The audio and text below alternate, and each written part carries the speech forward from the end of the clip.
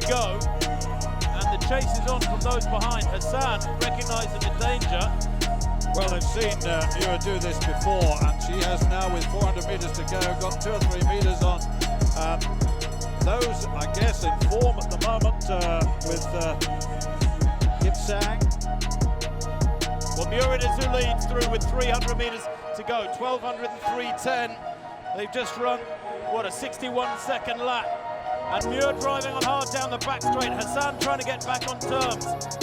Kipyegon looks beaten on this occasion. Simpson and Robury as well, a long way back. And this is the ideal unfolding of a race for Laura Muir, the Scot.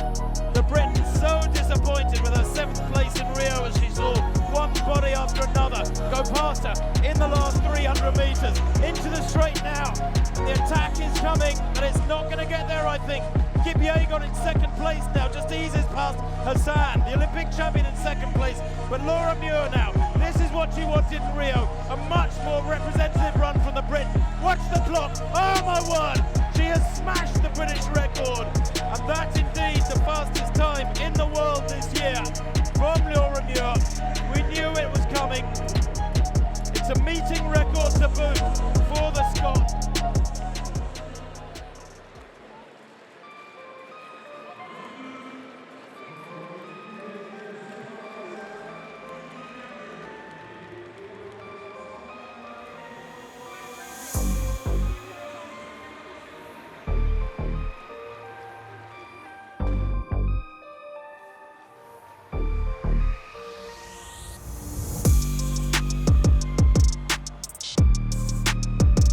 If they can set it up at about 2:04 at 800 for Hassan 95, that's the sort of time she's aiming at. The world record is still that remarkable run by Genzebe Dibaba here in 2015, 350.07.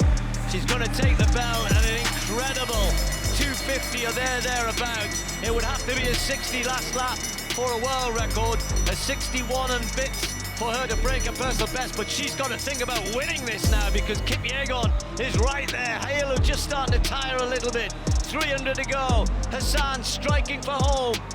3.6 through 1,200 metres, almost unheard of. But Hassan gritting her teeth, still looks like she's got more to give, but has she got the pace? Kipyegon just a stride behind, ready to pounce if Hassan falters in any way. These two great champions, the world champion, the Olympic champion, together, locked in battle, running one of the fastest 1,500 metres ever here in Monaco, and the Kipyegon has got something extra, and Hassan's got no response. And Kipyegon kicking into the home straight. It's going to be absolutely superb. Kipyegon puts daylight between her and Hassan. Watch the clock. It's going to be just outside the world record. 3:51.07.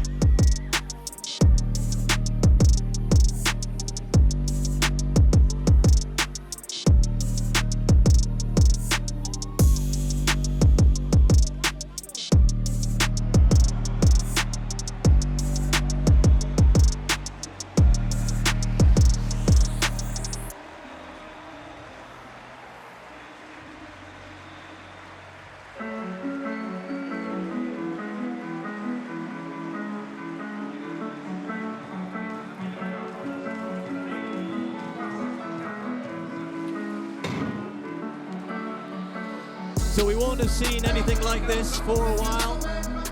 A super fast pace to be set by Chanel Price. And there goes Dibaba slotting straight in behind. And there goes Hassan, which is interesting for me because Hassan normally on the first lap of 1,500 metres would run at the back. She settles in normally, but she's come out with real intent. She was saying to us at the hotel, I don't run to come second. I run all of my races to try and win. So why on earth would I slot in behind the second pacemaker? And Jenny Simpson looks as though she's edging to go past Tverda Stupp as well. So here's Price, then we've got Dibaba, and then we've got Hassan, and then Tverda Stupp in the blonde hair is meant to be pacing the rest of the pack. Let's watch it through this first 300 metres. It's quick, around about 44 seconds. So that's a little quick from Chanel Price, not surprising from the 800 metre woman. Yes, indeed, they've gone for it, and this time the pacemaking is working. You're quite right, Steve. I wrote a note, there are two races here, and when you think about 2:03 at the halfway and 60.31 for the first 400 metres, so Well, they wanted a quick race. They've got one, certainly. 2:03 the target then. That's the next one. Dibaba's there, so is Hassan. And let me get her name right. Verdoska is the Ukrainian. Yes, something like that anyway. She's leading that second group. There's a big gap opening up already. 61st lap, and they've got to keep it on here. When the Chinese athletes went out hard, they went out very hard. 57 first lap, they ran 2 minutes through 800. It'll be slower than that. And Hassan has slotted herself in nicely behind Dibaba. Tverdestrup almost on her own pace, making the second group. So coming round with 2 laps to go. And the pace is still very, very quick. Dibaba, Hassan, and a bit of a gap to Simpson. Laura Muir right there with Shannon Robury. Maureen Costa started very quickly indeed with the rest of the pack. And then they're well strung out behind that. Let's see, 800 metres, they asked for 2:3. It's going to be quicker than that, or maybe spot on that. There you go. It's actually stopped at 2:4.5, Stuart. So it's slowed dramatically, and that's going to make it hard for Dibaba. Yeah, this is the critical third lap in this 1500 metres. Hassan is trying desperately to hang on, but it's going to be a last lap race for Dibaba, I think, against the clock. But she really is still motoring. There's lots of momentum there. It's very, very quick. The second group led by Simpson, a former world champion. She's a class act, most definitely, but my goodness me, this is a race against the clock. Hassan's hanging on, though. She really is. Great race here. Dibaba against Hassan. Dibaba, though, stretching away. When she set that 3:54, she ran around about a 60-second last lap. And if she does that, she would break the world record, because it's 2:50, sorry, at the bell. Hassan right behind her. Simpson leading the charge behind. Robury, Muir, all heading for very quick times behind them. And then there are gaps, big gaps after that. Dibaba looking at the big screen down the back straight.